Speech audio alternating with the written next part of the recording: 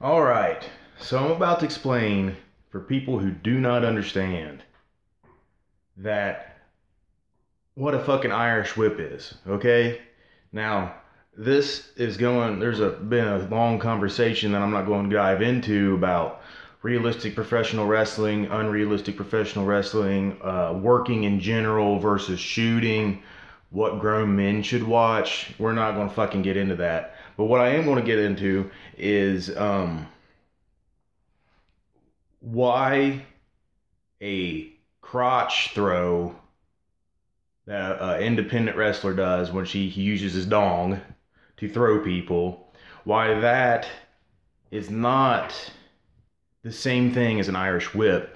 The Irish whip, for those of you who do not know, which you should if you're watching this fucking video, is you grab the guy's arm cross-side. So if I'm using my right arm, I'll be grabbing their right arm diagonally across my body, and then I'm using that to throw them. Or if I'm using my left arm, depends on what side you're working. I mean, I'm not a worker, so if I use my left arm, grab their left arm, I'll throw them behind, like I'll throw them, and they'll bounce off the ropes, and we'll do all this thing. Okay, so it really looks like it's convoluted, and it is doesn't look like it should work.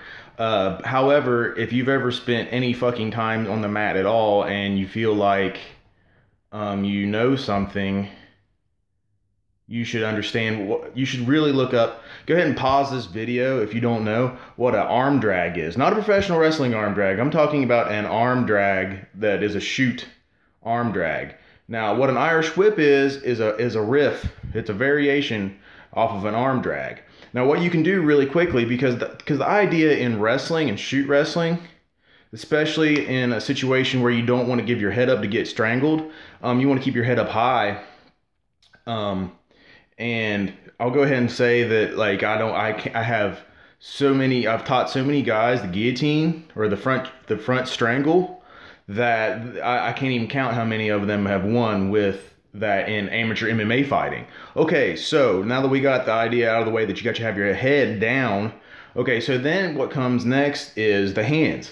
Now, we're talking back about around an era where wrestling didn't involve as many strikes.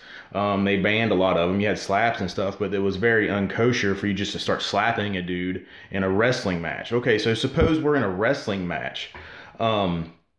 The only thing keeping me from getting to your legs, if you're standing upright and protecting your head from getting choked, is your hands, okay, or your arms. So suppose a guy's got his arms tucked tight, you can't even get to his elbow. So you grab cross-side, you grab his wrist, you yank on it hard, and you pull it hard.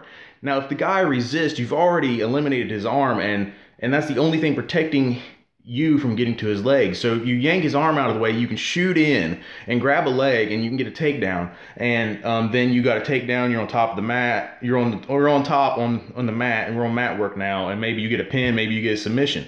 But it all came from me yanking on that arm. Okay, now suppose someone yanks that arm, and I'm the guy again. Now I'm the guy that's getting Irish whipped. The guy grabs my arm. He goes to do the arm drag variation and to get to my legs. But instead of letting him do that, as soon as he pulls on my arm, I run out of his takedown attempt. Okay? So that's how that happens with the whip and the running out. So you're running out now. Okay, so you run out and you go to the other side of the ring. Okay, so suppose this happens for a long time. Like, the crowd understands what's going on. It's this big deal, right? Everybody knows that you can do an Irish whip, you can do a takedown, you can do an Irish whip. And now we're talking about working right now, by the way. But this is how it would work in shooting, okay? Say a guy, you go. Say I'm performing the Irish whip again, I go perform the arm drag variation. I yank on his arm, I go to get a takedown, he runs out, I follow him, and I grab a hold of him, and maybe I even kind of get a club in on him as he's running out toward the ropes. Maybe he's grabbing the ropes for a rope break to get the ref away from each other. But say I was following him so intensely that maybe I get a cheap shot in. And, you know, what am I going to get? A warning? What am I going to get disqualified? So now I'm getting a cheap shot in. The guy's grabbing the ropes. I'm getting a cheap shot in. So say that the guy who's getting thrown understands that if he runs to the ropes, there's potential that he can get elbowed in the back of the head. So he'll run. So instead of grabbing the ropes and just chilling, maybe he runs so quickly that he bounces off the ropes. And then the guy, maybe he'll have a chance to come back and collide with the other guy in a way that'll be advantageous for him. Maybe he gets a flying forearm or a running forearm. Okay, so then we're talking about basically the build up to what you have in modern day professional wrestling works of what a Irish whip is. If you don't understand anything I just said, it's because you probably have not spent any time on the mats. Go look at arm drag, go see what a legitimate arm drag is, and understand that the grips just change from the elbow to the wrist. Okay, and what you're really trying to do is get a takedown. Now, it is possible to run out of an arm drag. Now, the sequence that just preceded, that I just talked about, is a situation that would happen if the arm drag became a prevalent move. Okay, so now there's no train of thought that could ever come out that would say this is the train of thought that the Dickplex came out of, or the dong throw, whatever the fuck it is. So there's no way that could ever happen.